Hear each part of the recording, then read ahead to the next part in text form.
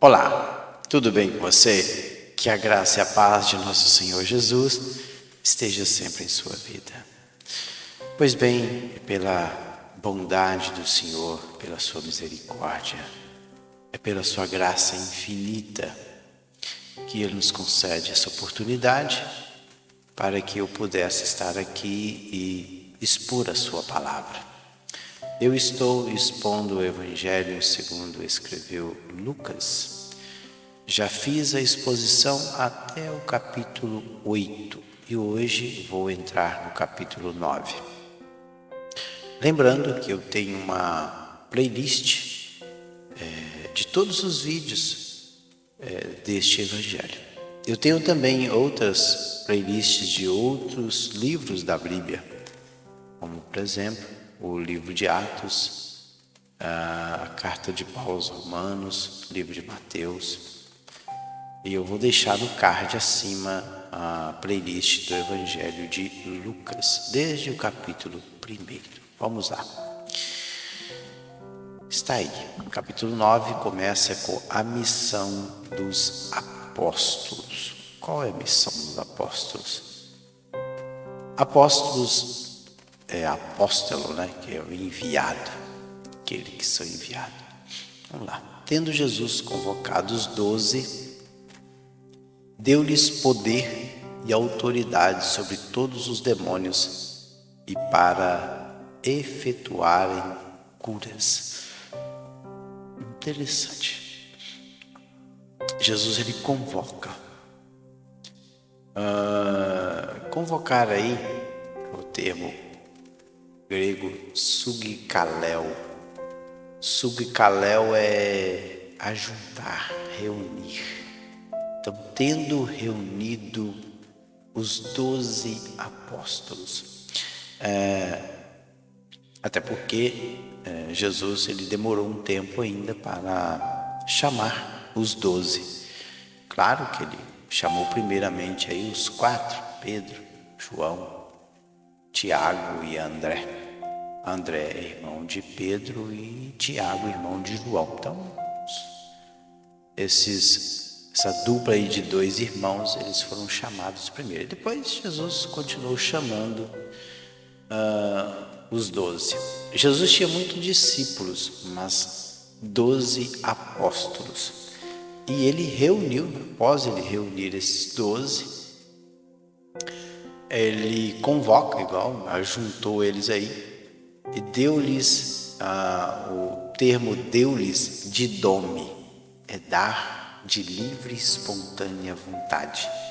Engraçado que no grego tem 2 palavras para designar a palavra didome.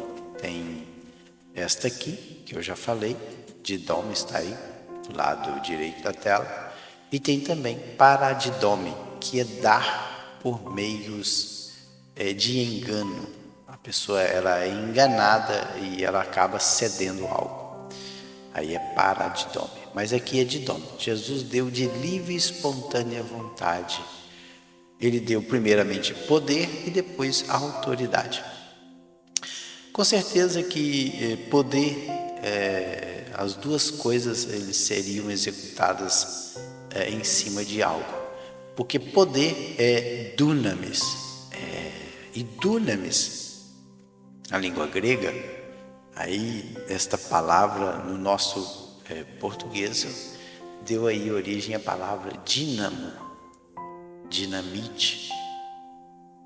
Mas o dunamis no grego é poder, força, habilidade. Poder que reside numa coisa pela virtude de sua natureza, ou que uma pessoa ou coisa mostra e desenvolve. Poder para realizar milagres. Então é isso aí, poder. E depois tem a outra palavra que é autoridade. No grego, o substantivo feminino, autoridade é exousia. Esta palavrinha aí. Exousia também é habilidade, força, mas é poder de escolha, liberdade de fazer como se quer, licença ou permissão. Então veja bem que ele deu poder, que também não deixa de ser uma habilidade, que é a primeira palavra, é força, e a autoridade aí seria poder de escolha, permissão, licença. Sobre o quê? Sobre aí, em cima de quem? Dos demônios. O termo grego, daimônio. Daimônios são divindades, não é divindade, mas seria um espírito maligno. Então, poder e autoridade sobre todos os demônios. Interessante que é todos os demônios. Aqui no termo grego, paz, é todos os tipos. Interessante. E para efetuarem curas, o termo grego curas é terapeu. Terapeu é restaurar a saúde. Então, qualquer tipo de enfermidade, o Senhor Jesus, ele deu poder e autoridade para que os 12 apóstolos eles fizessem. Também, além disso, interessante, Jesus ele capacitou mesmo os 12 apóstolos. Também os enviou aí apóstolo, por isso que chamava apóstolos. Também os enviou apóstolo, é um verbo. O verbo aí, esta palavrinha aqui, está aqui, apestelon, que o verbo está no aoristo, na voz ativa, indicativo. Está no aoristo porque Lucas, quando escreveu este evangelho, já tinha acontecido os fatos. Então enviou eles a pregar o reino de Deus. Pregarei querusso. Querusso é ser um arauto, proclamar como um arauto, publicar abertamente algo que foi feito. É o reino de Deus, Basileia, e a curar os enfermos. Interessante. É que duas palavras gregas aqui no versículo 1, que é efetuar curas, que é terapeu, é restaurar a saúde, curar, sarar. E depois Jesus usa outra palavra que é astenel, essa palavrinha aqui que eu vou colocar então lá direito, astenel, curar enfermo. E aí ele usa duas coisas. O curar aqui já não é mais o terapeu do versículo 1. O curar aqui é iaomai, é um verbo. O verbo iaomai é tornar perfeito, sarar. O que? Os enfermos. Enfermo aí, como eu já disse, é um verbo. Interessante, 2 verbos seguidos. Na língua grega é assim. O enfermo aí é estar sem força, sem energia, estar carente, debilitado, estar fraco. Então, interessante aí, curar, restaurar aqueles que estão fracos. E Jesus disse-lhes: nada leveis para o caminho, nem bordão, nem alforje, nem pão, nem dinheiro, nem deveis ter 2 túnicas. Aqui a coisa, na verdade, o apóstolo, o enviado de Cristo, ele deveria confiar inteiramente na provisão do Senhor. Ele deveria sair aí, olha aí, sem bordão. Bordão é rábidos, que é um bastão, uma vara. Não era para levar vara, um cajado. E nem alforge. Alforge é uma bolsa, uma sacola feita de couro para viajante, onde ele carregava as suas provisões, ou seja, comida.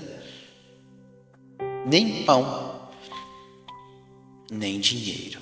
Dinheiro, argurion, prata, dinheiro. Nem deveis ter 2 túnicas. Na casa em que entrardes, ali permaneceis, e dali saireis. Então, o apóstolo de Cristo, ele deveria confiar inteiramente no Senhor. E é realmente assim que nós deveríamos fazer, só que nós somos tão pessoas que não confiam tanto assim na pessoa de Cristo. Nós somos incrédulos com relação à provisão de Deus.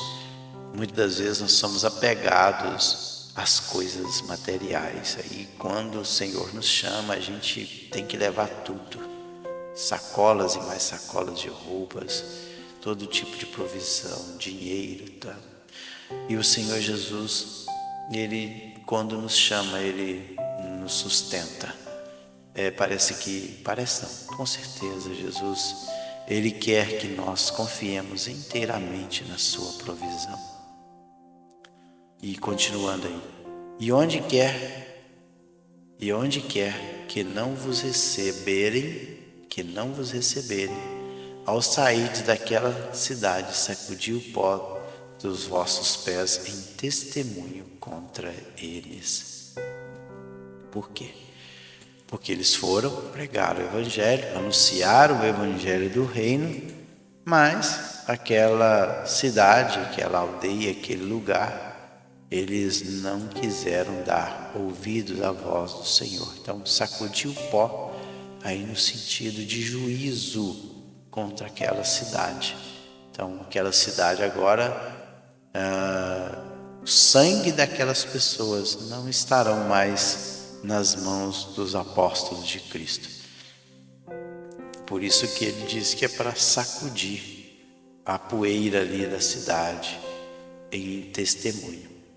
Interessante que esta mesma frase, essa fala de Jesus, ela é repetida em Mateus também. Mateus 10, 14 diz: e se ninguém vos receber, nem escutar as vossas palavras, saindo daquela casa ou cidade, sacudiu o pó dos vossos pés. Em Marcos 6, 11 diz assim: e tantos quantos vos não receberem, nem vos ouvirem, saindo dali, sacudiu o pó que estiver debaixo dos vossos pés em testemunho contra eles. Em verdade vos digo que haverá mais tolerância no dia do juízo para Sodoma e Gomorra do que para os daquela cidade. Viram aí que Marcos ele acrescenta mais um detalhe no evangelho dele. Em verdade vos digo que haverá mais tolerância no dia do juízo para os moradores de Sodoma e Gomorra do que para os daquela cidade. Por quê? Porque lá em Sodoma e Gomorra ninguém pregou o evangelho. Tinha um justo Ló, mas a Bíblia não diz que Ló tinha pregado o evangelho. Mas o povo era pecador. Então, agora não. Aqui nos dias de Jesus,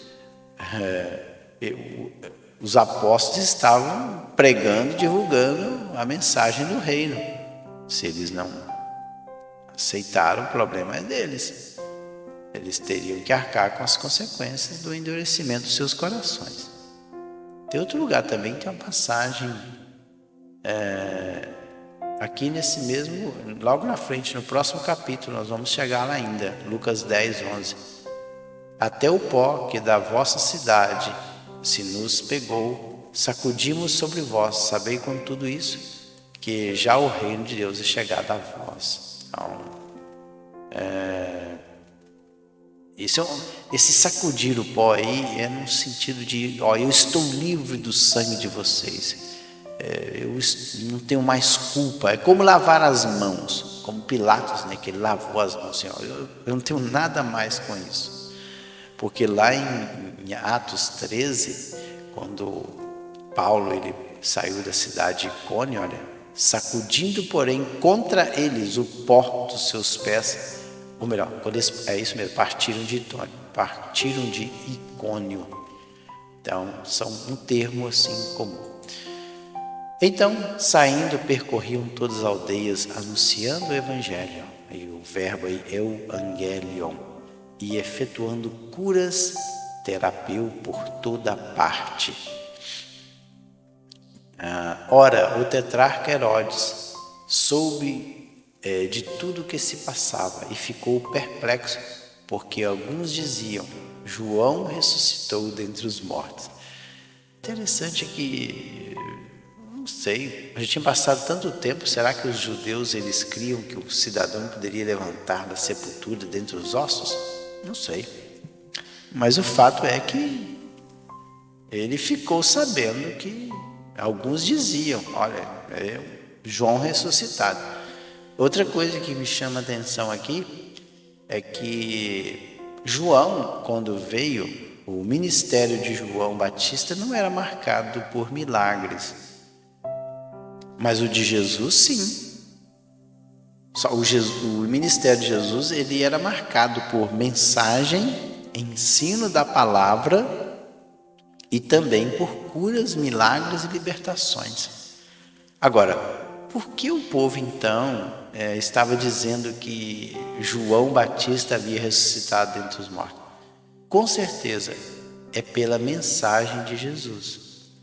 A mensagem de Jesus, com certeza, ela era parecida com a de João, uma mensagem incisiva, confrontadora, que denunciava o pecado.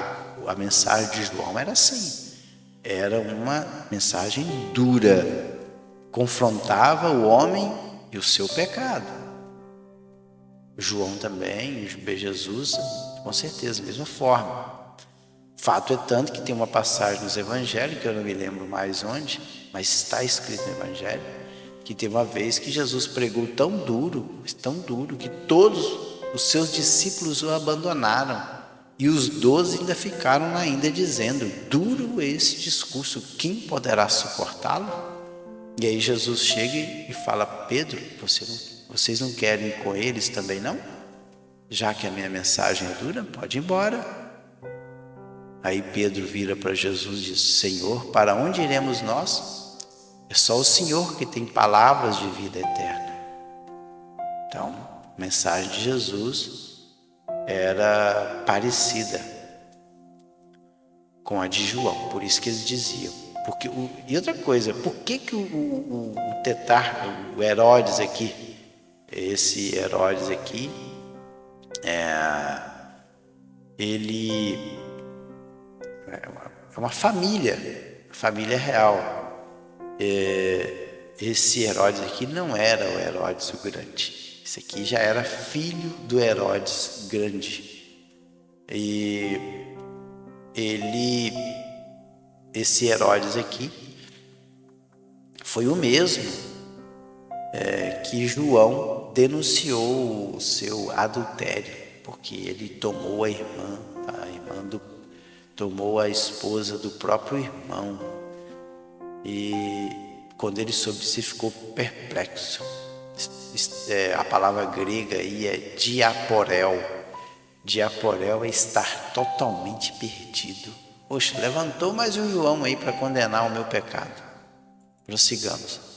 Outros diziam, Elias apareceu, e outros, ressurgiu um dos antigos profetas. Será que os judeus criam na reencarnação? Não sei. Como poderia alguém ressurgir assim dos ossos? É algo descabido. Mas o fato é que eles começaram a dizer, é Elias que apareceu. E outros, é o antigo profeta. Por que então? Pode ver que, claro, o ministério de Elias ele foi marcado por muitos sinais. Os profetas do Antigo Testamento não tanto, mas Elias sim. Mas a mensagem de Elias era confrontadora também. Ele denunciou o pecado de Acabe, de Jezabel, dos reis ali de Israel durante o seu período. E ele denunciou o pecado. Tem uma vez que Acabe o acusou de ser perturbador de Israel. E ele disse, o perturbador de Israel é você e sua casa. Estão cometendo todo tipo de pecado. Então Elias ele não media palavras não. Ele, no que se diz respeito a denunciar o pecado, poderia ser para quem quer que fosse. Ele estava falando mesmo. Então provavelmente seria isso. E a Herodes, para encerrar aí, depois no próximo vídeo estarei falando sobre multiplicação de pães. E Herodes porém disse, eu mandei decapitar a João. Ou seja, João eu mandei matar, pronto, acabou.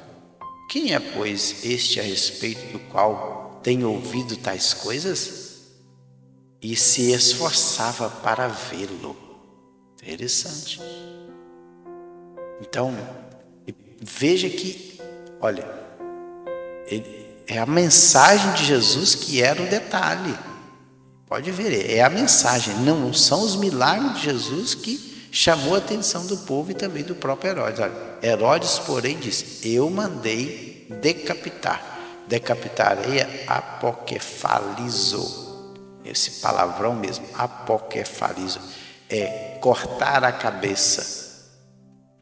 A João: quem é, pois, este a respeito do qual tenho ouvido? Então ele estava ouvindo a mensagem, tais coisas, e se esforçava para vê-lo. Então ele queria ver quem era este outro homem que estava trazendo uma mensagem confrontadora. Pois bem, eu vou ficando por aqui.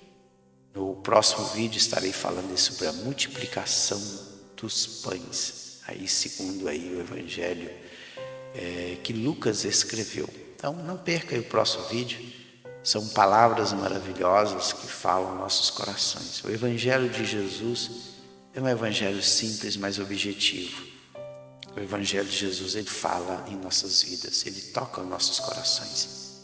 Ele traz fé, confiança a nós que estamos tão perdidos nesses últimos dias que estamos vivendo nessa terra. Que o Senhor em Cristo vos abençoe. Até o próximo vídeo. Fiquem todos na paz do Senhor Jesus.